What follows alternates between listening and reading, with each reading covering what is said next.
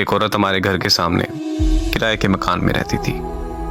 उसके 2 बच्चे थे जिनके साथ वो रोज शाम को अपनी छत पर खेलने के लिए ले आया करती थी। मैं भी हर रोज अपनी छत पर शाम को उसे देखने के लिए जाया करता था। मैं उसको इशारे करता था मगर वो इग्नोर कर देती थी। इस बात को 6 महीने गुजर चुके थे मगर वो मेरी तरफ देखती तक नहीं थी। तब मेरी उम्र 18 साल थी और तब वो मुझसे काफी ज्यादा बड़ी थी, इसलिए शायद वो मुझे बच्चा समझकर इग्नोर कर देती थी।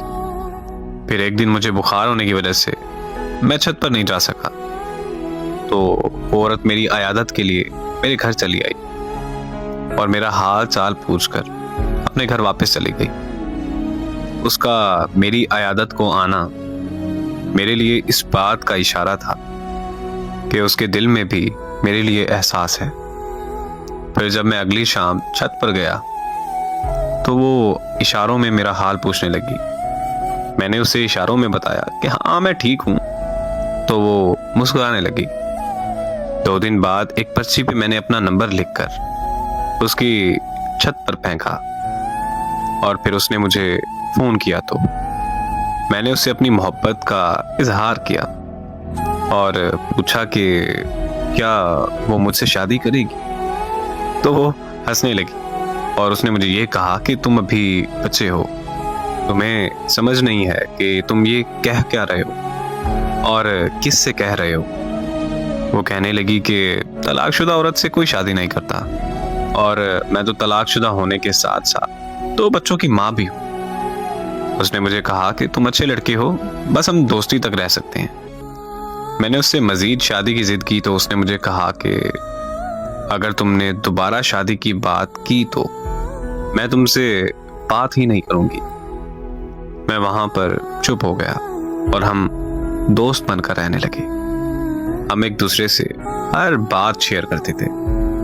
एक रात हमारी फोन पर बात हो रही थी कि उसने बताया कि वो घर पर अकेली है क्योंकि उसके अम्मी अब्बू शहर से बाहर गए हैं। ये सुनते ही मैं उसके घर के बाहर पहुंच गया और उसे दरवाजा खोलने को कहा, लेकिन उसने दरवाजा खोलने से इनकार कर दिया। तो मैंने भी जिद कर ली कि मैं पूरी रात घर के बाहर बैठा रहूंगा। 2 घंटों की जिद के बाद आखिरकार उसने दरवाजा खोल ही दिया। लेकिन आज मुझे अपनी उस जिद पर बहुत ज्यादा पछतावा होता है कि काश मैंने उस दिन अपनी जिद छोड़कर उसकी बात मान ली होती तो आज वो जिंदा होती। उसके दरवाजा खोलते ही मैं अंदर चला गया। वो बहुत परेशान और घबराई हुई थी क्योंकि उसे डर था कि किसी को पता चल गया तो उसकी इज्जत खाक में मिल जाएगी और फिर उसका डर सच साबित हो गया। मुझे किसी ने उसके घर दाखिल होते हुए देख लिया था और उस शख्स ने पूरे मोहल्ले में मसला खड़ा कर दिया। सारे मोहल्ले वाले इकट्ठा होकर उसके घर के बाहर आ गए।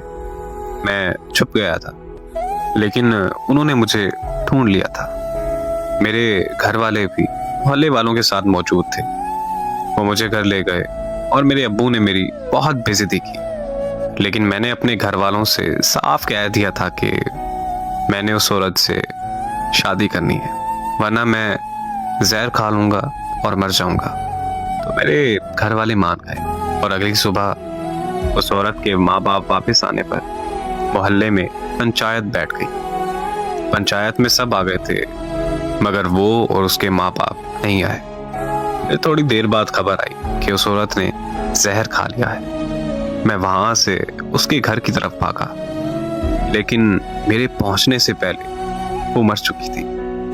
उसे इस दुनिया से गए 8 साल हो गए, लेकिन मैं आज तक उसे भूलकर किसी और का नहीं हो सका।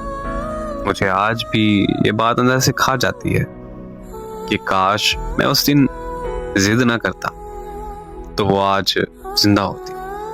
इससे बड़ा दर्द क्या होगा कि मेरी वजह से उसकी जान चली गई। लेकिन मोहब्बत करना कोई गुनाह नहीं। जब सच्ची मोहब्बत हो जाए तो वो रंग रूप, अमीर गरीब, काला गोरा या उम्र में फर्क मोहब्बत में नहीं देखा जाता। जब मोहब्बत हो जाती है तो फिर हो जाती है। वो एक शेर है कि वो मोहब्बत को हवस समझते हैं तो कह देना उसे, हाँ बदन ही चाहिए लेकिन ता कयामत चाहिए।